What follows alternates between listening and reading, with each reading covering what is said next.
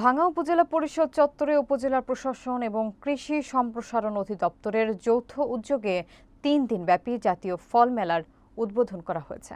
বিস্তারিত দেখুন ওয়াহিদুজ্জামানের প্রতিবেদনে। দেশি ফল খাই, আসুন ফলের গাছ লাগাই, এই প্রতিপাদ্যকে সামনে রেখে আয়োজিত মেলার উদ্বোধন করেন সহকারী কমিশনার মেশকাতুল জান্নাত রাবেয়া। উপজেলা কৃষি কর্মকর্তা কৃষিবিদ মোল্লা আল মামুনের সভাপতিত্বে অনুষ্ঠিত অনুষ্ঠানে প্রধান অতিথির বক্তব্যে মেশকাতুল জান্নাত রাবেয়া বলেন, একসময় দেশীয় ফল দিয়ে একটি পরিবারের পুষ্টি চাহিদা পূরণ হতো, কিন্তু এখন ইট কাঠের দেয়ালের মাঝে সেই ঐতিহ্য চাপা পড়ে আছে। ফলে ফল চাষের মাধ্যমে পুষ্টি চাহিদা পূরণ করা সম্ভব। উপস্থিত ছিলেন উপজেলা সমাজসেবা কর্মকর্তা মোহাম্মদ মমিনুর রহমান, নির্বাচন কর্মকর্তা মোহাম্মদ হাসান উদ্দিন, পৌরসভার হিসাব রক্ষণ কর্মকর্তা মোহাম্মদ কাউসার মাতব্বর, উপসহকারী উদ্ভিদ সংরক্ষণ কর্মকর্তা এবং অন্যান্য কৃষি কর্মকর্তারা।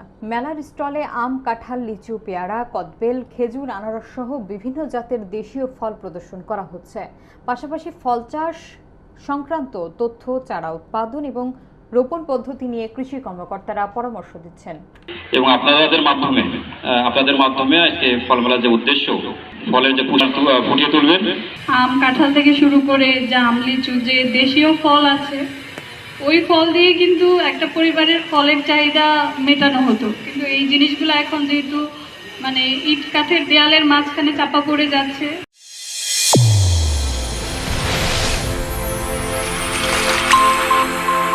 চ্যানেল A1 হৃদয়ের স্পন্দন।